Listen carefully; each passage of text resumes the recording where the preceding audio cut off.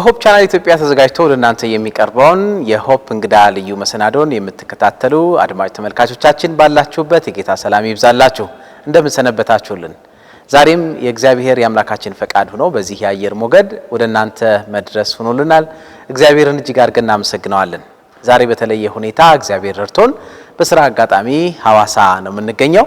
ሐዋሳ በምንገኝበት ጊዜ ካገኘናቸው እንግዶች ይዘንላችሁ ቀርበናል። ዛሬ በሚኖረን ቆይታ እንደምትባረኩ ተስፋ እያደረግን እስከ ፕሮግራማችን ፍጻሜ ድረስ አብራችሁን ዝለቁ እንላችኋለን።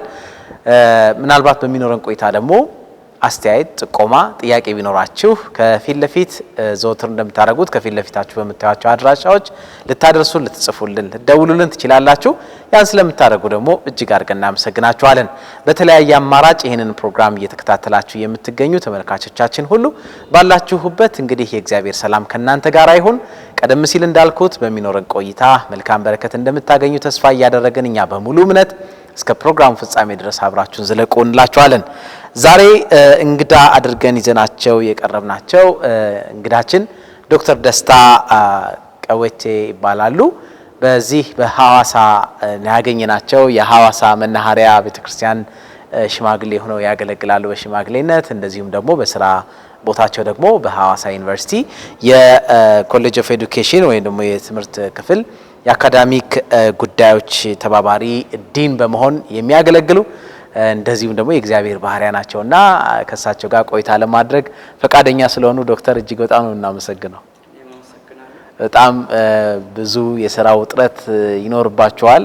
በጣም የታወቀ ነው በተለይ እዚህ አካዳሚክ ኤሪያ ላይ ያላችሁ ሰዎችና ፈቃደኛ ሆነው በዚህ በተመልካቾቻችን ፊት ሆነው ሐሳቦትን ሊያጋሩን ጊዜ ስለመደቡልን ስለሰጡን ፈቃደኛ ስለሆኑ በሆፕ ቻናል ስም በጣም እጅግ አድርገን እናመሰግኖታለን። እኔም እጅግ አድርጌ አመሰግናለሁ። በሆፕ ቻናል እድል ስለተሰጠኝ አመሰግናቸዋለሁ። እግዚአብሔር የተመሰገነ ይሁን። ዶክተር እስቲ ምናልባት ለተመልካቾቻችን እስቲ ራስዎትን በማስተዋወቅ እንጀምር። ወደ ሌሎች ነጥቦች ከማለፋችን በፊት ዶክተር ደስታ ማን ናቸው ቢባል እስቲ ራስዎትን ያስተዋውቁን። ያው ቅድም እንደተነገረው ስሜ ደስታ ቀዌቴ ይባላል። የትውልድ ቦታዬ በዚህ በዱሮ በአርሲ ዲስትሪክት በሳውዝ ኢስት ኢትዮጵያን ፊልድ ስር በሚገኘው በዛ አካባቢ ላንጋኖ አካባቢ ነው የተወለድኩኝ። የትውልድ ቦታዬ ከአርሲ ነገሌ ወደ 18 ኪሎ ሜትር ወጣ ያለች አላምባዳ የምትባል ሰፈር ነው የተወለድኩኝ። ቡኩ ሰባተኛ ቀን አድቬንቲስት ቤተክርስቲያን የሚባል ነበር ከጥንት ቤተክርስቲያኖች መካከል።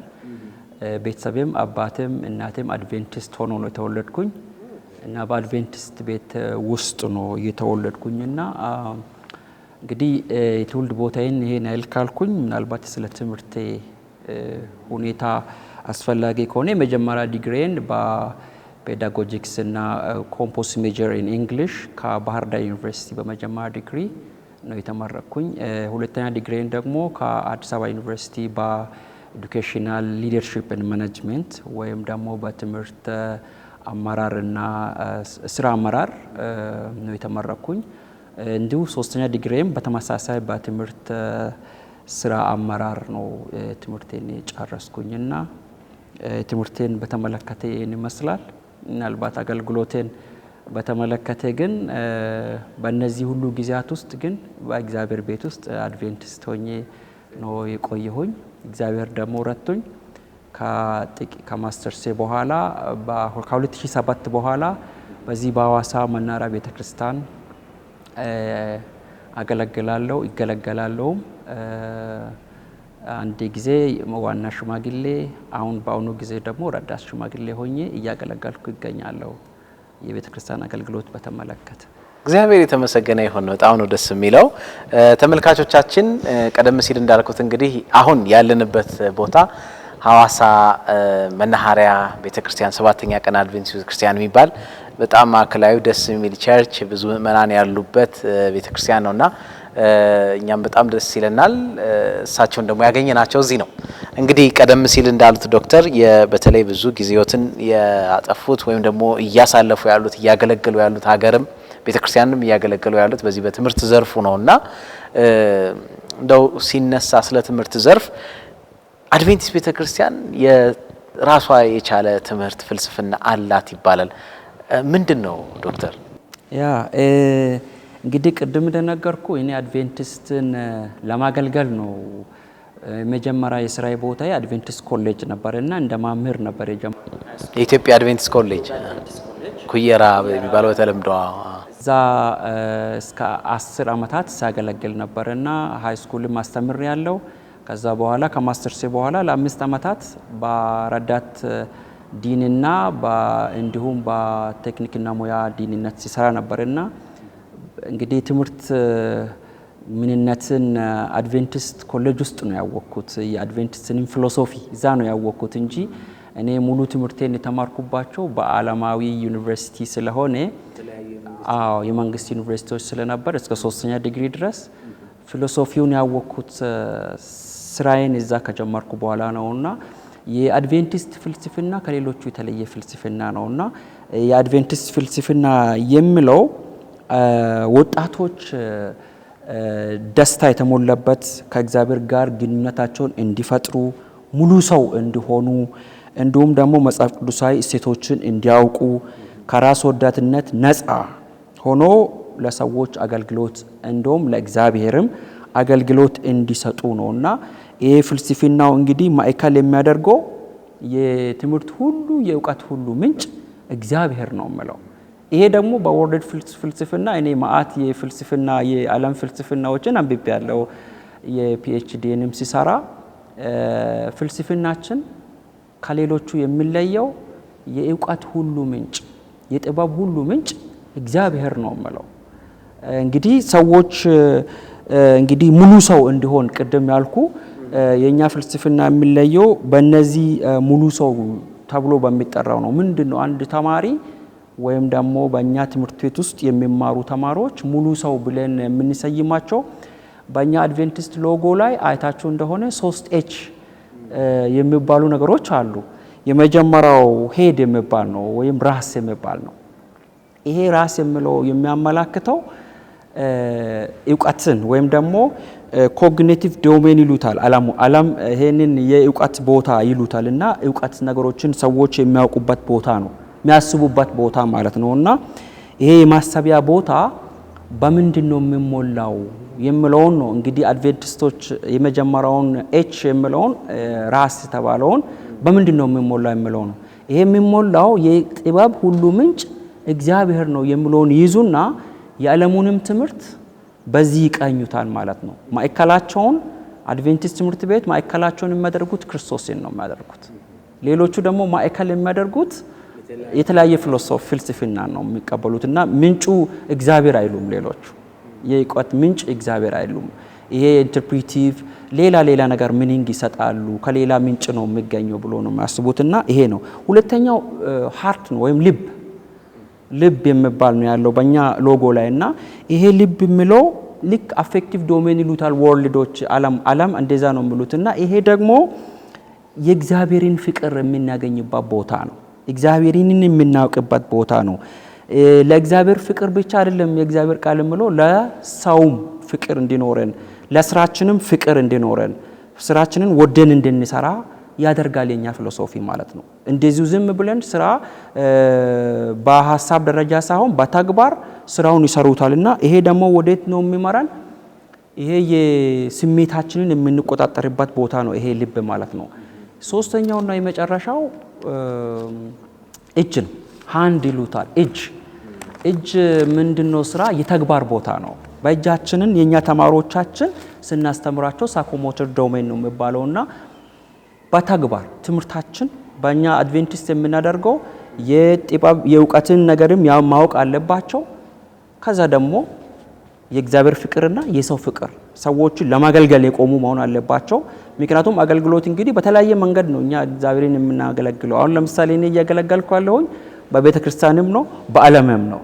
ስለዚህ የአገልግሎት ፓርት ነው ያ ልብ የተባለውና ፍቅር ኖሮ ነው ያንን የምናገለግለው። ሶስተኛው ቅድም እጅ ያልነው እንግዲህ በተግባር ነው። ትምህርት ቤቶቻችን ተግባራዊ መሆን አለበት። ስለዚህ ይሄ ተግባራዊ የሚባለው በላቦራቶሪ በእጃቸው ሰርቶ ነገሮችን እጅ ጥበባት የሚባሉት አይነቶች ናቸውና የሚማሩትን ነገር በተግባር የሚያሳዩበትና እነዚህን ሶስቱን አንድ ላይ መያዝ የሚችለው የአድቬንቲስት ትምህርት ብቻ ነው። ምናልባት ይሄ ፍልስፍና ይሆን አሁን በዓለም አቀፍ ደረጃም አንዳንድ ጥናቶችም አንዳንድ ምሁሮችም ሲናገሩ እንደምንሰማው የአድቬንቲስት ቤተክርስቲያን በዓለም አቀፍ ደረጃ በትምህርት ዘርፉ ያላት ሚና በጣም ከፍተኛ ነው። ትልልቅ ምሁሮች የወጡባቸው ዩኒቨርሲቲዎችም አሉና ለዚህ ምክንያቱ አሁን ይሄ ፍልስፍና ነው ይላሉ ዶክተር? አው ምክንያቱም ሰው እንግዲህ የሰው ዕውቀት ከሰማያዊ ጥበብ ጋር ሲገናኝ ነው ይሄ የሚመጣው። እንግዲህ በዓለም የምናገኘውን ጥበብ ከእግዚአብሔር ጋር ሲናገናኝ ሰው በአካል ያድጋል። አካል የምንለው ፊዚካል ያድጋል። አድቬንቲስት በአካልም ሰው እንዲያድግ የሚታስተምረው ትምህርቶች አሉ ለየት የሚያደርጋት። ሰው ሙሉ አካሉ ጤናማ መሆን አለበት ይላሉ። ስለዚህ የጤናን ትምህርት ያስተምራሉ። ሰዎች አመጋገባቸው ትክክል ከሆነ ጤነኛ ከሆኑ ዕውቀታቸውም እንደዛው ቅድም ሜንታል የሚባለው ወይም ደግሞ በአእምሮ የሚያስቡት ነገር ትክክል ይመጣል ማለት ነው። ትክክለኛ ስራ ይሰራሉ ማለት ነው። ከዛ ሶስተኛው መንፈሳዊነት ይመጣል። ይሄ መንፈሳዊነት አይገኝም በሌላ ቦታ። እቺ ሶስቷን ነገር አንድ ላይ የሚችል ሰው በእነዚህ ሶስቱ ያድጋል ማለት ነው። ስለዚህ የአድቬንቲስት የዕውቀት ምንጭ ስለሆነ ሰው በሰውነቱም ትክክለኛ አቋም እንዲኖረው ይደረጋል። በዛም ደግሞ አእምሮ ወይም ማይንድ የምንለው ትክክለኛውን ነገር ወደ አእምሮ እንዲመጣ ይደረጋል። ምክንያቱም የተለያየ አሰስገሰስ ትምህርቶች አሉ በዓለም ላይ የምናገኛቸው። ስለዚህ አድቬንቲስቶች በምን ላይ ነው ትኩረት የሚያደርጉት ማለት ነው? ፕራክቲካል እውነተኛ በሆነ ነገር ላይ ያተኩራሉ ማለት ነው። እንዲሁ የውሸት ትምህርትን አስተምሩም፣ እውነተኛ ትምህርትን ያስተምራሉ። ይሄ ወደ አእምሮ ይገባል። ቅድም ምናልባት አእምሮ ላይ ሎጂካል ሆኖ እንዲያድጉ ያደርጋል። ይሄ ሪዘነብል ምንድነው? ሪዘነብል ምክንያታዊ አስተሳሰብ እንዲኖራቸው ያደርጋል እና የሚያደርጉትን ነገር ምክንያታዊ ስለሚያደርግ ነፍስ የሚባለው እነዚህ ሶስት ነገሮች ሁሉ የማይለያዩትን ቅድም እንደተናገርኩኝ በሰውነት በአእምሮ እና በነፍስ ወይም ስፒሪቹዋል የሚለውን ፓርት የሚይዘውን በእነዚህ ሙሉ ሆኖ ስለሚያድጉ ነው የኛ ትምህርት ለየት የሚለውና በተግባር የተማሩትን ነገር በተግባር ሰው እንግዲህ በቃል ይረሱታል። በቃል ሰው ስለሚረሳ በተግባር አድቬንቲስቶች እናስተምራቸዋለን። በሜዲካልም በተለያየ መንገድ ነው ብዙ ትምህርት ነው የሚማሩትና በተግባር ሆስፒታሎች ስላሉ ለምሳሌ አሁን አንድ ሰው ጤና ቢማር እንዲሁ ፕራክቲካሊ የት ነው ሄዶ ያንን የሚተገብረው? ነካክቶ መስራት አለበት። ያንስ ነካካ እውነተኛ የሆነ ዕውቀት ይኖረዋል ማለት ነውና ተግባር ተኮርም ስለሆነ መንፈሳዊም ስለሆነ መንፈሳዊ ስንሆን ከመጥፎ ነገር ራሳችን እውነተኛ ስለምንሆን በዚህ ጊዜ ነው እንግዲህ አድቬንቲስቶችን የአድቬንቲስት ትምህርትን ለየት የሚያደርገው እቺ መንፈሳዊ የምትለው ነገር ስለተጨመረችበት ነው። ሌላው ነገር ኮመን ነው። መልካም። አሁን እንዳሉት ዶክተር እንግዲህ ቅድም ጠቅሰውታል፣ አሁን እንደገና ድጋሚ ተጠቀሱት። በተለይ መጽሐፍ ቅዱስ የጥበብ ሁሉ መጀመሪያ እግዚአብሔርን መፍራት ነው ይላል እና ይሄ ምናልባት የአድቬንቲስትን የትምህርት ፍልስፍናም ለየት የሚያደርገው ከመነሻው ከዛ ላይም ስለሚነሳ ነው የሚል ነገር ተናግረዋልና ከዚህ ባለመነሳት ሌላው ፍልስፍና ይዞ የሚሄደው ይሄ ሌላው ትምህርት ያጣው ነገር ምን ይሆን? ያ የጥበብ መጀመሪያ እግዚአብሔርን ማፍራት ነው ይላል። እኔ በልጅነቴ ምሳሌ 1:7 እያየው ነው ያደኩትና ግን አሁን ነው የገባኝ ምንድነው የጥበብ መጀመሪያ ማለት። እኔ ጥበብ ማለት ከዕውቀት ለየዋለሁ። ዕውቀት ቅድም ያልኩ ከዓለም የምናገኘው ከመጽሐፍ ከማንበብ ከተፈጥሮ የአድቬንቲስት አንዷ የዕውቀት ምንጭ እግዚአብሔር ነው ትላለች። ተፈጥሮም አንዱ መጽሐፍ ነው። ኤድን ገነት ለአንድ በጣም የሚገርመኝ ሔዋን አዳምና ሔዋን ተማሪዎች ነበሩ ይላል። ኤድን ገነት ትምህርት ቤቱ ነው፣ ክላስሩሙ ነው። ኤድን ገነት ቦታው አስተማሪያቸው እግዚአብሔር ራሱ ነበር ይላል አስተማሪያቸው። እና ትምህርቱም ደግሞ ትምህርት የሚማሩበት ኮንቴንቱ ተፈጥሮ ነው ይላል። ከተፈጥሮ ነው ትምህርቱን ያገኙትና ይላል። እና ስለዚህ አሁን እቺ ተፈጥሮ ጥበብ መጀመሪያ እግዚአብሔርን ማፍራት ነው የሚለው ምንድነው? ጥበቡ ማለት ከዕውቀቱ ይለያል ማለት ነው። ይሄ ጥበብ እግዚአብሔርን ማወቅ ነው። እግዚአብሔርን ማወቅ ደግሞ ቅድም ማፍራት የሚባለው ይመጣል። እግዚአብሔርን ማፍራት ማለት ደግሞ እግዚአብሔር ያጠፈኛል፣ እግዚአብሔር ይገለኛል ብሎ መንቀጥቀጥ ሳይሆን እግዚአብሔር ፍቅር ስለሆነ እግዚአብሔርን እናከብረዋለን። እግዚአብሔርን የምናከብር ከሆነ ትእዛዛቶቹን እንጠብቃለን። ትእዛዛቶቹ ደግሞ ግልጽ ናቸው። ፍቅር ለእግዚአብሔር ፍቅር ለሰው ይላሉ። ስለዚህ እኛ ፍቅር ለእግዚአብሔር የሚኖረን ከሆነ ፍቅር ለሰው የሚኖረን ከሆነ ይሄ ነው ጥበቡ። እግዚአብሔርን እንፈራለን። እግዚአብሔርን የሚፈራ ሰው ሰውን አይበድልም። ትክክለኛ ያልሆነ ከፕሮፌሽኑ ውጪ የሆነውን ስራ አይሰራም። ዕውቀቱን በትክክል ባልሆነ መንገድ አይጠቀምም። ስለዚህ እቺ ጥበብ ምንድናት? እግዚአብሔርን ማፍራት ነው። እግዚአብሔርን ማፍራት ማለት ደግሞ ምን ማለት ነው? እሱ ያለውን ማስማት፣ እሱ ያለውን ማተግበር። እሱ ያለውን የምንተገብር ከሆነ እውነትም እቺ ጥበብ ናት። እቺ ጥበብ ደግሞ ከምድር አይደለችም። ምድር ማፌር አይደለችማ። አየን እኮ ምድር የምትሰጥን ጥበብም ትክክል አይደለም። ስለዚህ ይሄ ሰማያዊ ጥበብ እግዚአብሔርን ከማፍራት የመጣ ነው ማለት ነው። እሱን ከማስማት፣ እሱን ከሰማን ትእዛዛቶቹን እንጠብቃለን በሱ ፍቅር ላይ ሆነን ማለት ነው። እና ስለዚህ ነው እቺ ጥበብ የምትለየው ምንድናት? ከእግዚአብሔር ማማር። ዕውቀታችን ምንጭ በክርስቶስ ላይ ያተኮረ ስለሆነ ነው። እቺ ናት ለየት የምታደርገንና ጥበብ የእግዚአብሔር ጥበብ ምንጭ ነው ሲባል እቺ ናት እግዚአብሔርን ማፍራት ነው ማለት ነው። መልካም። እንደው ዶክተር አሁን ወደ አእምሮዬም የመጣው ነገር ምንድነው? በዓለም አሁን ያለንበት መጽሐፍ ቅዱስም እንደሚናገረው ዕውቀት ይበዛል ተብሏልና በጣም ዕውቀት በዝቷል። በጣም ነው ዕውቀት የበዛውና ከሚከሰቱ ነገሮች ግን የተነሳ ምናልባት እርስዎ እንዳሉት አሁን ዕውቀት በዝቶ ጥበብ አንሶ ይሆን ሰዎች እርስ በራስ የሚጫረሱት? አንዱ ለአንዱ ክፋት የሚያስበው ያወቁትን ዕውቀት መተግበር አንድ ሰው ሲነግረኝ ያ ሰው ነው የሚነግረኝና ሰውየው የሕክምና ዶክተር ነው እና ግን ዋና ስራው አለኝ። ይሄን የተናገረኝ ሰው አውሮፓ ውስጥ ያለ ሰው ነው የተናገረው። ይሄን ሲናገር ሰማሁትና ዋና ስራው የዚህ ከአፍሪካ ሀገር ውስጥ የሰዎችን ኦርጋን እንደዚህ አውጥቶ ወደ ውጭ የመላክ ነገር ነው ብሎ ሲናገር ምናልባት ይሄ ጥበብ ጎሎ ይሆን ዕውቀት ብቻ ሆኖ ይሆን ብሎ ያስባሉ? አዎ እውነት ነው። ቅድም እንዳልኩ ጥበብ እንግዲህ ይሄ ነው። ጥበብ ማለት እግዚአብሔርን ማፍራት ነው ማለት ነው። እግዚአብሔርን የምንፈራ ከሆነ ለሰዎች እናስባለን፣ ቅን ፍርድ እንፈርዳለን፣ በጎ አመለካከት ለሰዎች ይኖረናል። ስለዚህ አሁን ይሄ ሴንተር ያደረገው ወይም ማዕከል ያደረገው ይሄ አሁን ቅድም ያልከው ሰው ዕውቀትን ብቻ ነው። ስለዚህ ችሎታው ኦፕራሲዮን ማድረግ ይችላል። የሰውን ልብ ወይም ደግሞ ኩላሊት አውጥቶ ሊሸጥ ይችላል። ገንዘብን ማዕከል አደረገ ማለት ነው። ፕሮፌሽኑን ማዕከል ቢያደርግ ኖሮ ሰውን የማዳን ስራ ይሰራል ማለት ነው። ጥበቡ ሰውን እንዲጠፋ ማድረግ ሳይሆን ሰው እንዲኖር ያደርጋል፣ ሰው እንዳይጠፋ ያደርጋል። ለሰው ፍቅር አለው ማለት ነው። ለዚህም ነው አሁን እቺ ጥበብ ስለጎደለች ነው።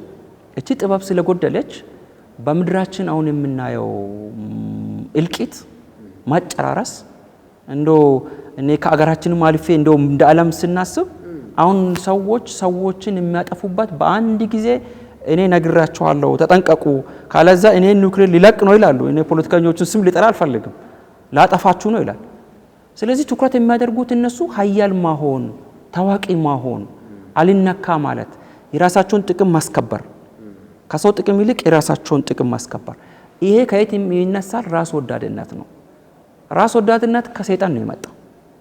ስለዚህ እቺ ጥበብ ደግሞ ራስ እንዳንወድ ታደርገናለችና እቺ ጥበብ ስለጎደለች ምን እንሆናለን? ራስ ወዳድ እንሆንና ሰዎችን መውደድ ትተን ኤከሌ የዛ ዘር ነው፣ ኤከሌ የዛ ጥቁር ነው፣ ነጭ ነው እያልን ሰዎችን እናከፋፍላለን ማለት ነው። ከዚህ የተነሳ እግዚአብሔርን ስለማንወድ እግዚአብሔርን የምንወድ ከሆነ ሰውን እንወዳለን።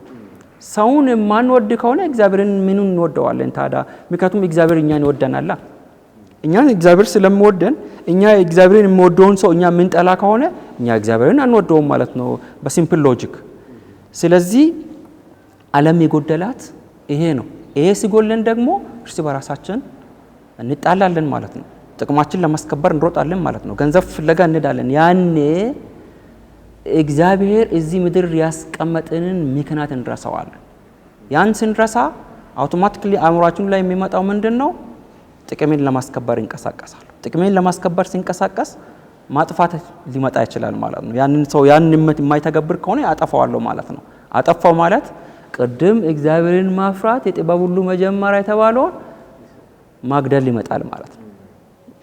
ሳትኩት ማለት ነው። እግዚአብሔር ካለው ሰውን እንደ እንቁ እንደ ወርቅ የሚያየውን እግዚአብሔርን ያለውን ትእዛዝ ቢያልኩት ማለት ነው። ስለዚህ ዓለማችን ዕውቀታቸው ምንጭ የሆነው ከእግዚአብሔር ስላልሆነ ራስ ወዳድ ሆኖ እናገኛቸዋለን ማለት ነው።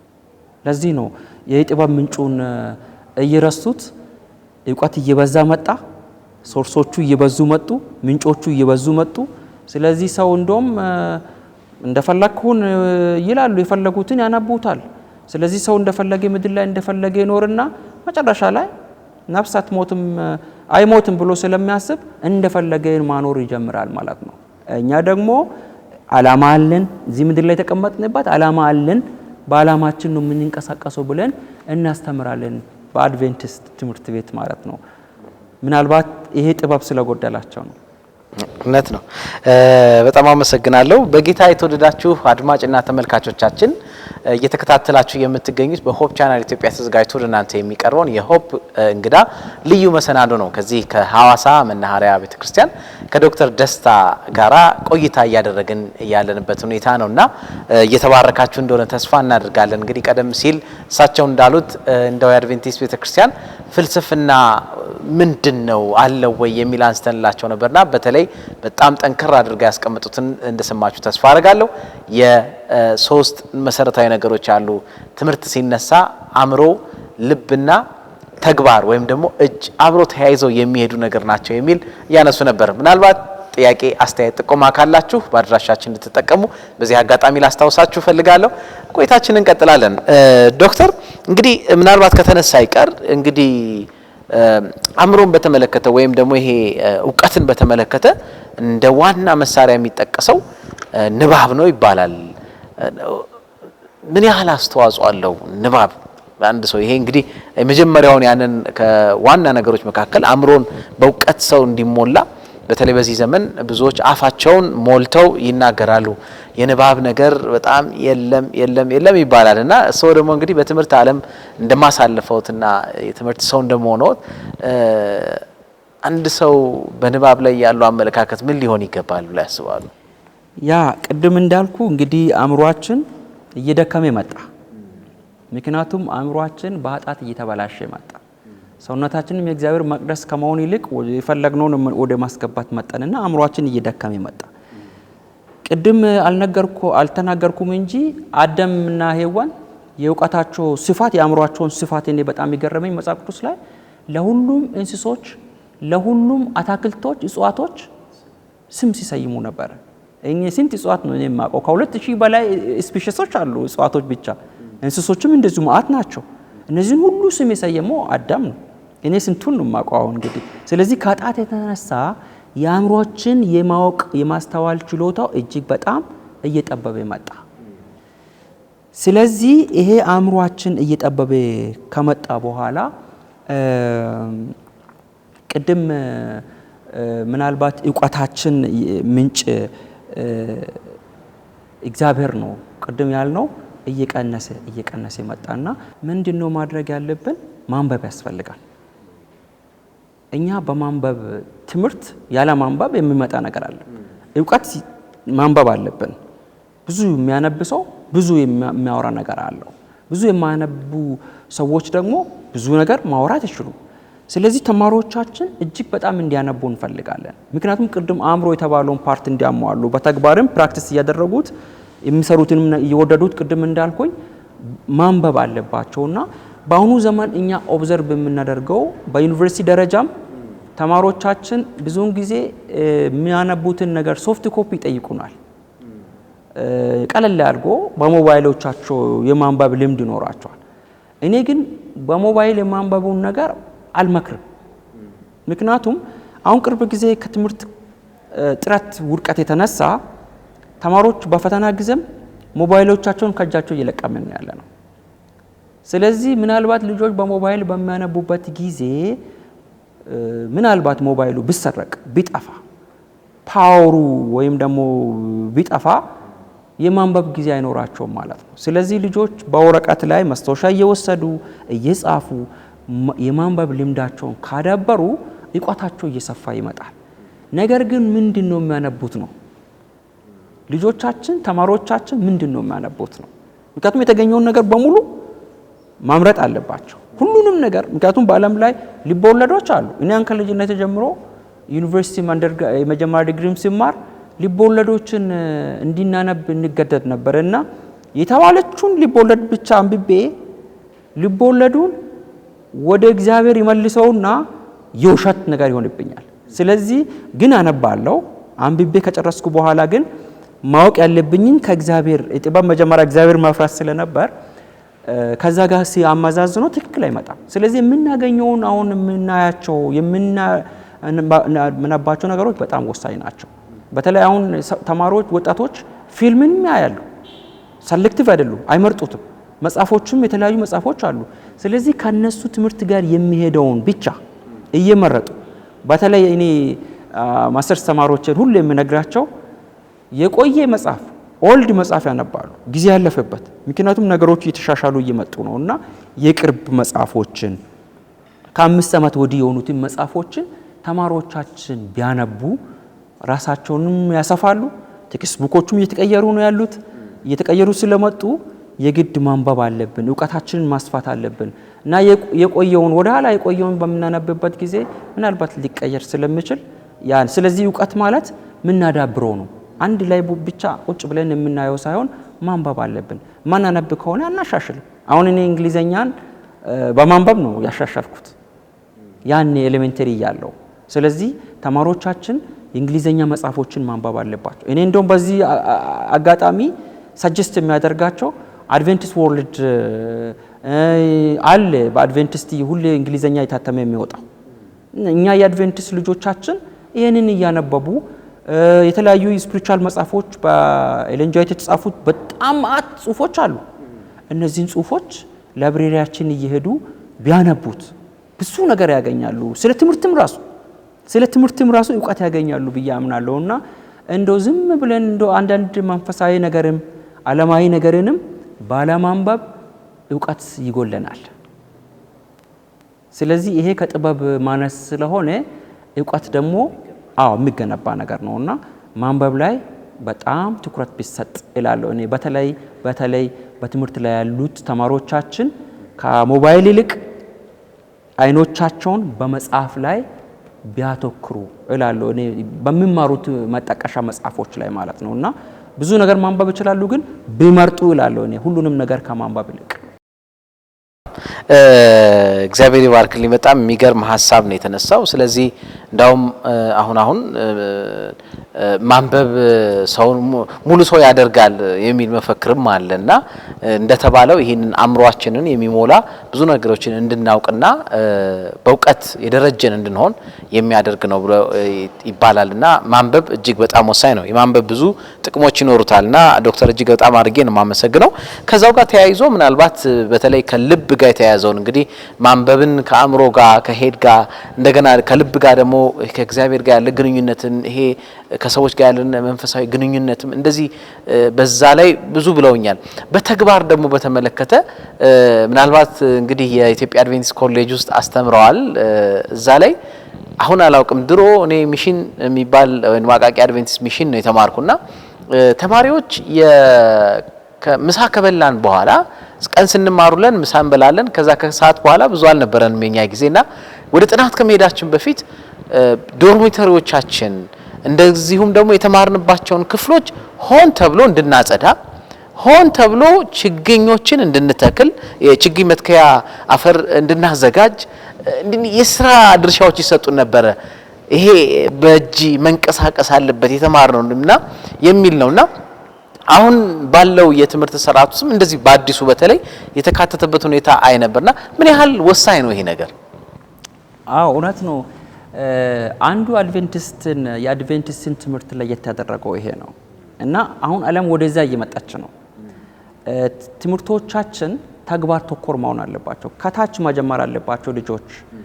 እንዲሁ በጊዜ በማጣት የሚማሩት ትምህርት ስለሚበዛ ተማሪዎቻችን በተግባር ብዙ ነገርም አይነኩትም እና አድቬንቲስት ኮሌጅ ያለው ተማሪዎቻችን የቴዎሎጂም የሌሎችም ትምህርቶች አንድ ኮርስ አለች ፕራክቲካም የምትባል እሷ ኮርስ ላይ ምንድነው የሚያደርጉት?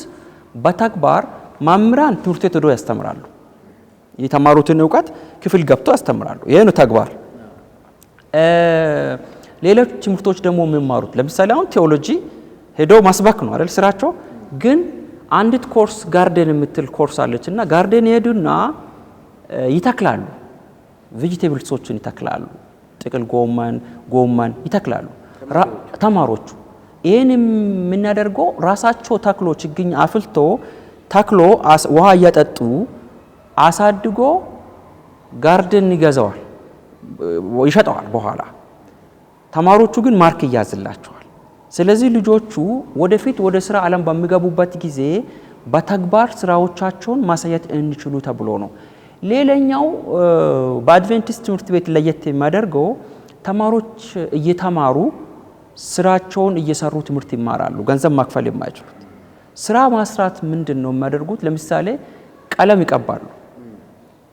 ጋራጅ ቤት ደግሞ ሜንቴናንስ አንዳንድ ነገሮችን ይበይዳሉ።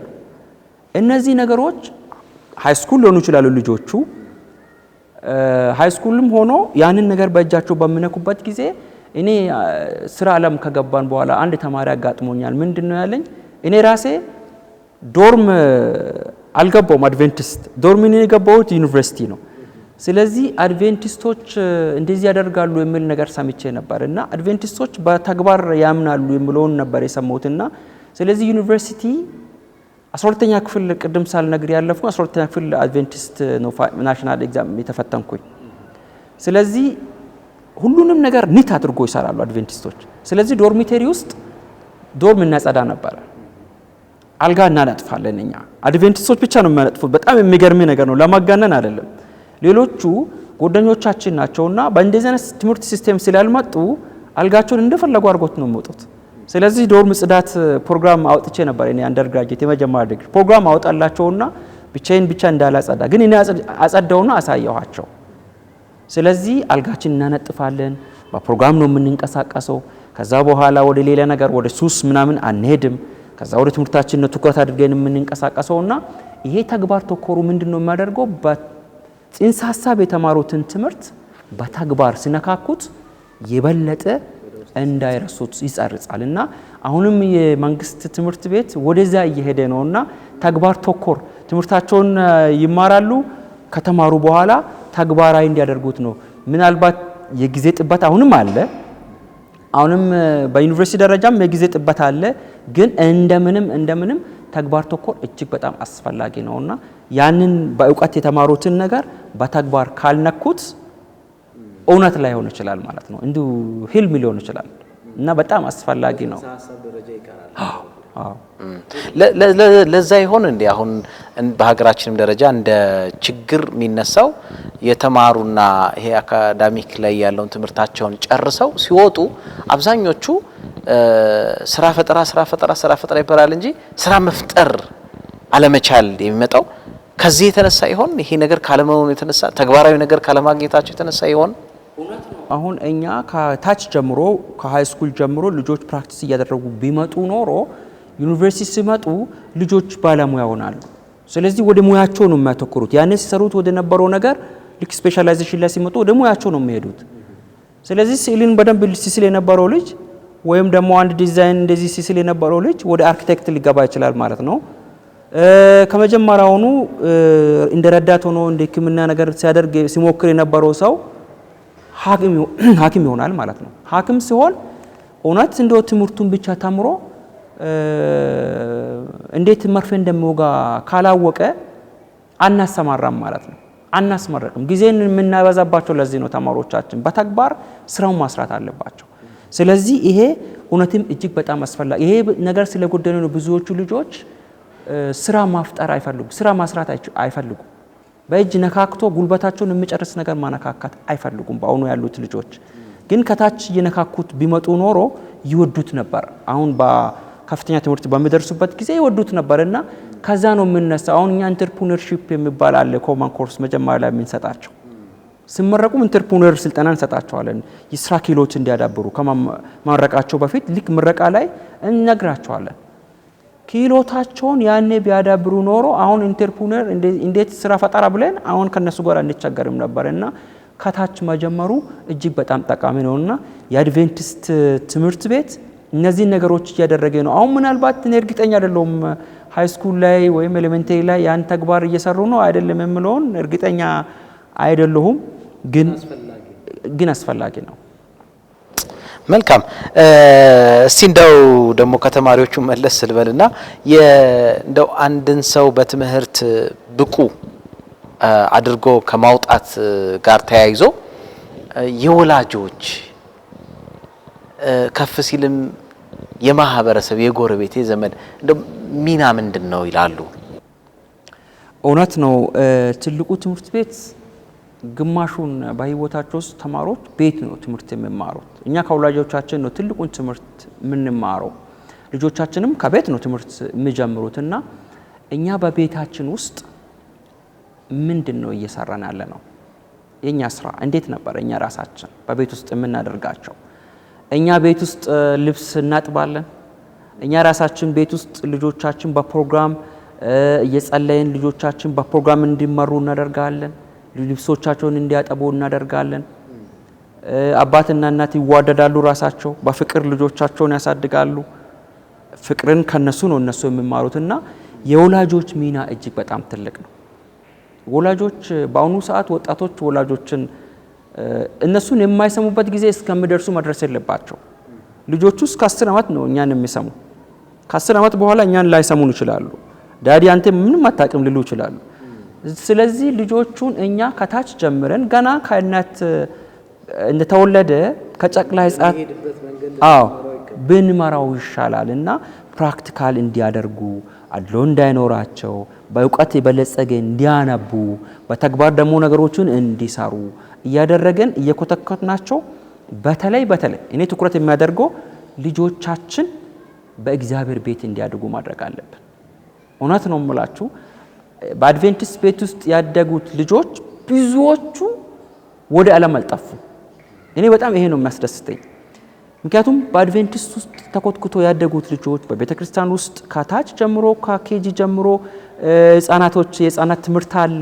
ህፃናቶችን እያሳደገን እንመጣለን። ስለዚህ የወላጆች ትልቁ ሚና ቤት ውስጥ በአግባቡ ልጆቻቸውን ማኮትኮት፣ ማሳደግ፣ በእግዚአብሔር ጥበብ እንዲያድጉ ማድረግ።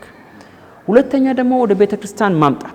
ቤተክርስቲያንም ውስጥ የቤተክርስቲያን የወጣቶች መሪዎች ወጣቶች ትልቅ ሚና አለባቸው ልጆቹን እየኮተኮቱ ማሳደግ። ስለዚህ እነዚህ ልጆች በጥሩ ሁኔታ እንዲያድጉ የማድረግ ስራም አለ። ሌላው ደግሞ ከወላጆችና ከቤተክርስቲያን ወጣቶች የበለጠ ደግሞ ማምራንን አልነካውም። ቅድም ማምራን እጅግ ትልቅ ሚና አላቸው።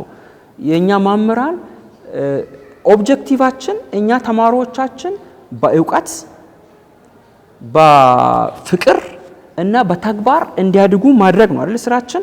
እነዚህ ሶስቱ ነገሮች እንዲያሟሉ ደግሞ እኛ ባይዘው ቅድም የኛ ፊሎሶፊ ተማሪዎቹን ለምድራዊ ብቻ ማዘጋጃት ሳይሆን ለሰማያዊ ማዘጋጃት ነው። ይሄ ነው ለየት የሚያደርገን ቅድም ጥበብ የምትለው ማለት ነውና እዚህ ምድር ላይ ብቻ እውቀት አውቆ እንዲቀሩ አንፈልግም። እዚህ ምድር ላይ ብቻ ስራ ሰርተን በጣም የተመሰገነን ሰዎች ሆነን እንድንቀር አንፈልግም። እኛ ደግሞ እዚህ ምድር ብቻ ኖረን ሳይሆን ልጆቻችንን ማዘጋጃት ያለብን ለሰማያዊ መንግስት ነው። ስለዚህ የአድቬንቲስት ማምራንም ልጆቻችንን ሲያስተምሩ እንደው በተግባርም እውቀት እንዲኖራቸው እንዲያነቡት ፕሮፌሽናቸውን እንዲወዱት ልጆቻችንን ለማድረግ እኛ ራሳችን ፕሮፌሽናችንን መውደድ አለብን። ማንወደውን ነገር ምን ተገብር ከሆነ ይታወቅብናል።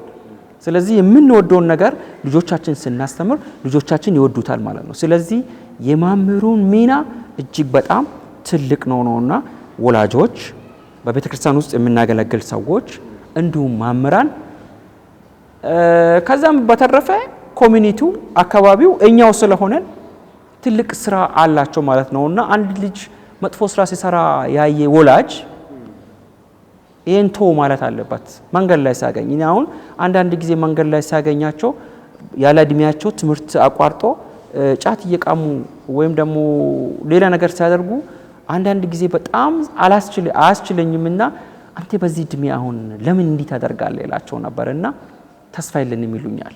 ይሄ በጣም ከባዱ ፓርት ነውና እንግዲህ ውጪ ላይ ብዙ እናገኛለን ብዬ አላምንም፣ ግን እንደው ኃላፊነት አለባቸው ወላጆችም በቤተክርስቲያን ውስጥም ያሉት ከቤተክርስቲያን ውጭም የሆኑት እንደው ሞራል ወይም ስነ ምግባር ያላቸው እጅግ በጣም ብዙ ወላጆች አሉ በዓለም ውስጥም። እነዚህም በጣም ልናደንቃቸው ይገባናልና አያልፉንም። እኛ በልጅነታችን ከቤተሰባችን ውጪ የሆኑት ወላጆች ውጪ የሆኑት አድቬንቲስት ያልሆኑት ክርስቲያን ያልሆኑት ሌሎች ሰዎች እንደዚህ አይነት ሰዎችን በጣም ያስፈልጉናልና ተማሪዎቻችን በተለያየ መንገድ ማኮትኮት አለብንና የኛ ሚና የወላጆች ሚና እጅግ በጣም ትልቅ ነው።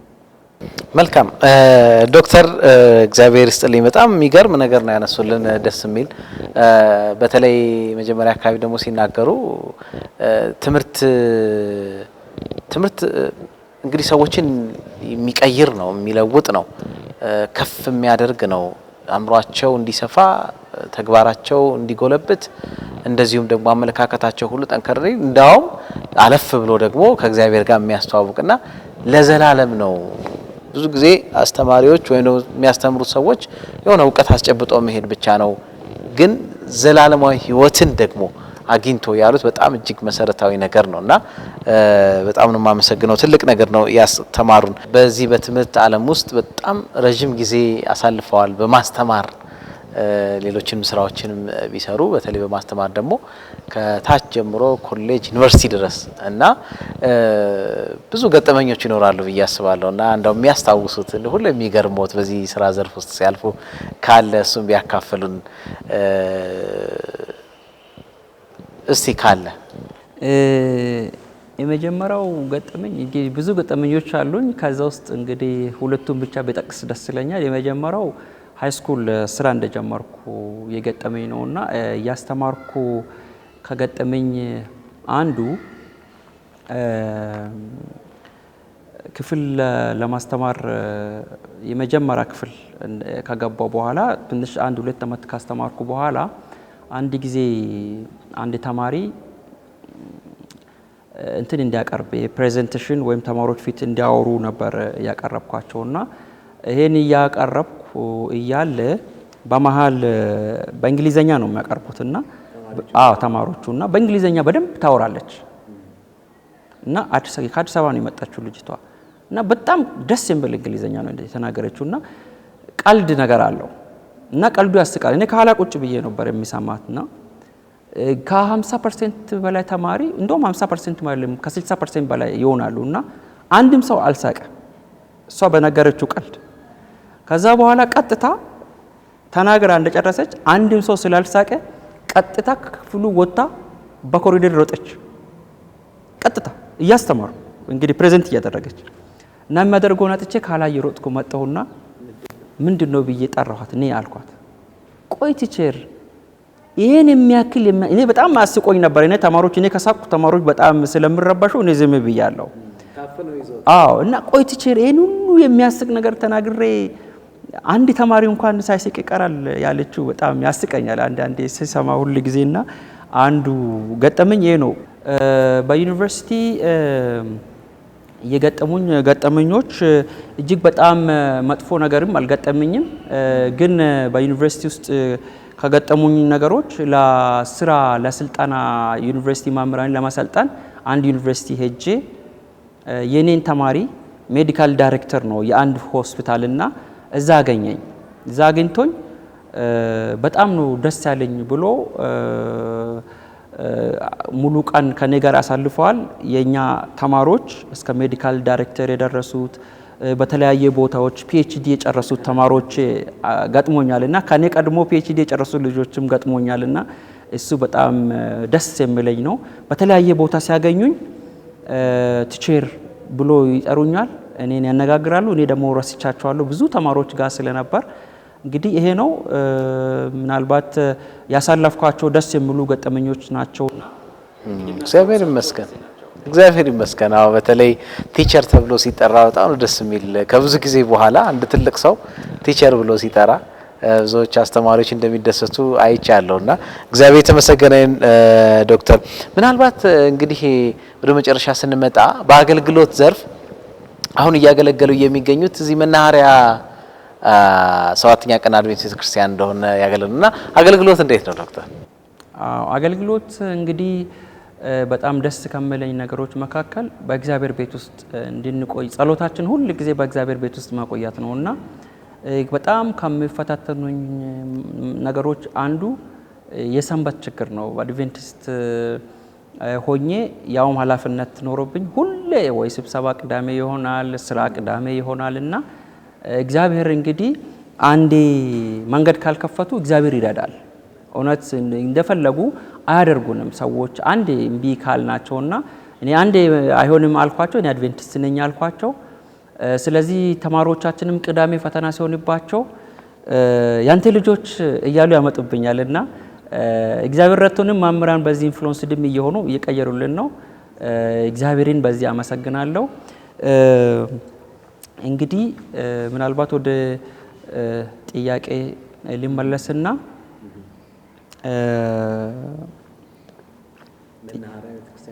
አገልግሎትን በተመለከተ እንግዲህ ደስ የሚሉኝ ነገሮች አንዱ እሱ ነውና በእግዚአብሔር ቤት ውስጥና በተገኘው አጋጣሚ ሰንበት ትምህርት በማስተማር የተለያዩ ዲፓርትመንቶች ውስጥ በማመረጥ እንደ ሽማግሌነቶት ብዙ ኃላፊነት አለ ብዬ አስባለሁ።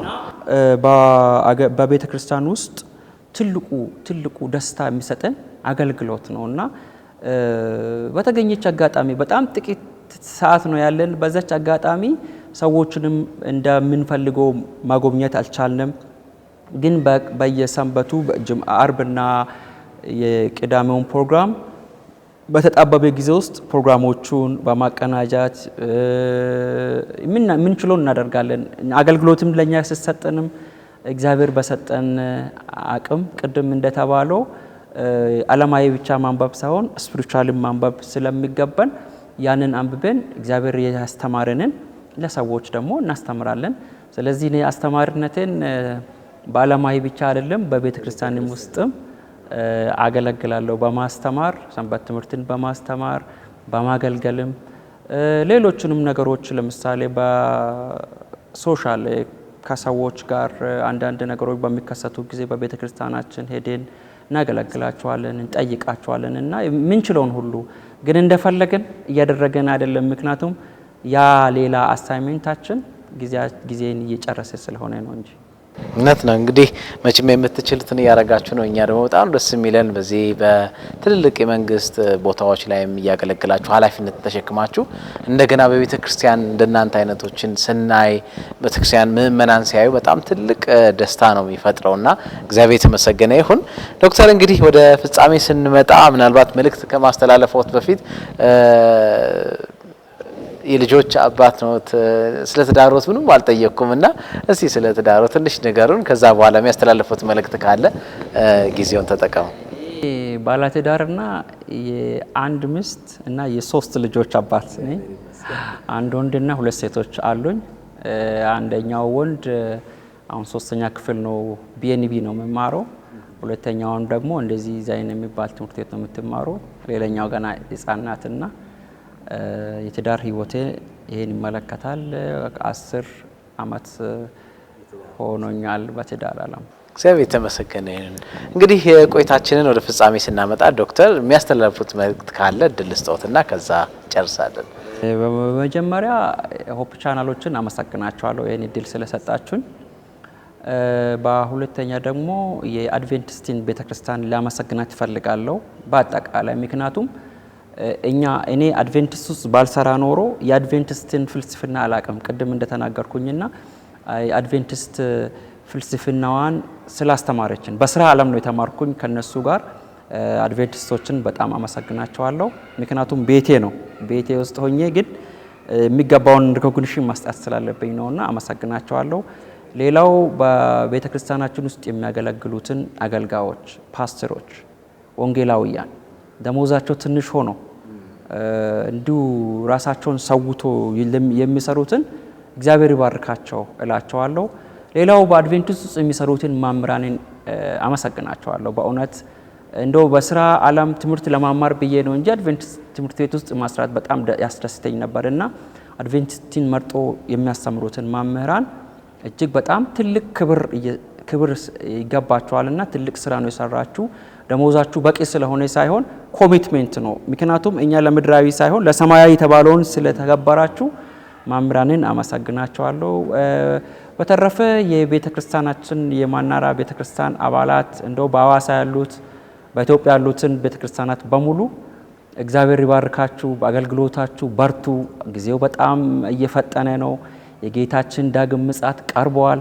ምንም ሳንሰራ ጊዜያችን እያለቀ ስለሆነ ሁላችንም ፓስተር ሳንል መምህር ሳንል ተማሪ ሳንል ሁላችንም ለዚህ ለዘላለማዊ ወንጌል ይሄንን ሰው በምድር ብቻ ሳይሆን የዘላለም ሕይወት እንዲኖረው ሰዎችን እንድናደፋፍር መልእክቴን አስተላልፋለሁ። በተረፈ መልካም የስራ ጊዜ ይሁንላችሁ። ሆፕ ቻናሎች በርቱ። በጣም ደስ የሚል ስራ እየሰራችሁ ነው። ብዙ ሰዎች እየተከታተሏችሁ ነው። አድቬንቲስቶች ያልሆኑት እኔ እንደው ሳልጨርስ በጣም የገረመኝ አንድ ሆቴል ሄጃለሁ። አንድ ቦታ ኤክስተርናል ለተማሪዎች የማስተርስ ተማሪዎች ዲፌንስ የሆነ ቦታ ሄጄ ሆቴሎች ውስጥ ቴሌቪዥን ያለበት ሆቴል ነው እኛ እንድናርፍ የተደረገውና ቦታውም ወጣ ያለ ነው። እንደው አድቬንቲስት በጣም ያልበዛበት ነውና ባህር ዳር ነው እና ሆቴል ውስጥ ገባውና 3 ቻናል ብቻ ነው ያለው። አንደኛው የዓለማዊ ቻናል ነው፣ ሁለተኛው ሆፕ ቻናል ነው። በጣም ገርሞኝ ቢፈልግ ሌላ ቻናል የለም። እኔ ሰዎች ምን ከየት አርጎ ነው ይሄን ብቻ ያደረጉት ብዬ ገርሞኝ ሆፕ ቻናልን ሙሉ ጊዜን አርብ ማታ ቅዳሜ ቀኑ ሙሉ ያ ቦታ ላይ ስላልርኩኝ እሱን ሲከታተል ነበር እና ከቸርች በኋላ እዛ ነበር ያሳለፍኩትና ሆፕ ቻናል ብዙ ሰው እያየው መሆኑን በዚሁ አጋጣሚ ነግራችኋለሁና እግዚአብሔር ይባርካችሁ ለአገልግሎታችሁ እላለሁ። መልካም በጣም ነው የምናመሰግነው። እንግዲህ ዶክተር ደስታ ቀቤቼ በጣም እጅግ አድርገን ነው የምናመሰግነው። እንግዲህ ከተጣበበ ጊዜዎት ላይ ነው እንግዲህ ትንሽ ቆንጠር አድርገን እንዲሰጡን ፍቃድ ጠይቀን ፈቃደኛ ሆኖ በደስታ በዚህ ስፍራ በመገኘት ስላገለገሉ እጅግ አድርገን እናመሰግናለን። ሀሳቦትን ምክሮትን ስለለገሱን በጣም አድርገን ነው የምናመሰግነው። እግዚአብሔር እንግዲህ በስራ በተግባሮ በአገልግሎቶ ሁሉ እግዚአብሔር ትዳሮትንም ኃላፊነቶትንም የሚወጡበትን ጸጋና ምሕረት እንዲያበዛለው ጸሎትና ምኞታችን ነው።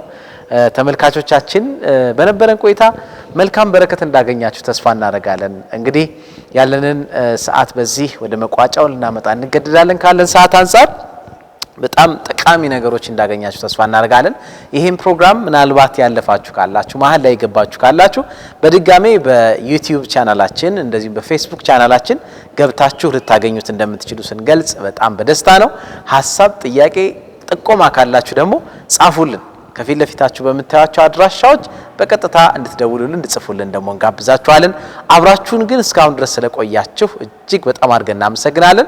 እኔ ፕሮግራሙን ይዤ ወደ እናንተ ቀረብኩ እንጂ ከካሜራ ጀርባ ወንድማችን አሸናፊ ዋና አዘጋጅ ነው። እንደዚሁም ደግሞ ወንድማችን ኤፍሬም ጥላሁን አብረውኝ አሉና እነሱንም ጌታ ያባርካችሁ ማለት ፈልጋለሁ። በሌላ ፕሮግራም እንደገና እስከምንገናኝ በእናንተ ስም ዶክተርን እጅግ በጣም እያመሰገንኩ እግዚአብሔር ይባርክልኝ እያልኩ ፕሮግራሙ ወደ ፍጻሜ እናመጣለን። እንግዲህ በሌላ ፕሮግራም እስከምንገናኝ ጌታ ጸጋውን ያብዛልን። ሰላም ሁኑልን።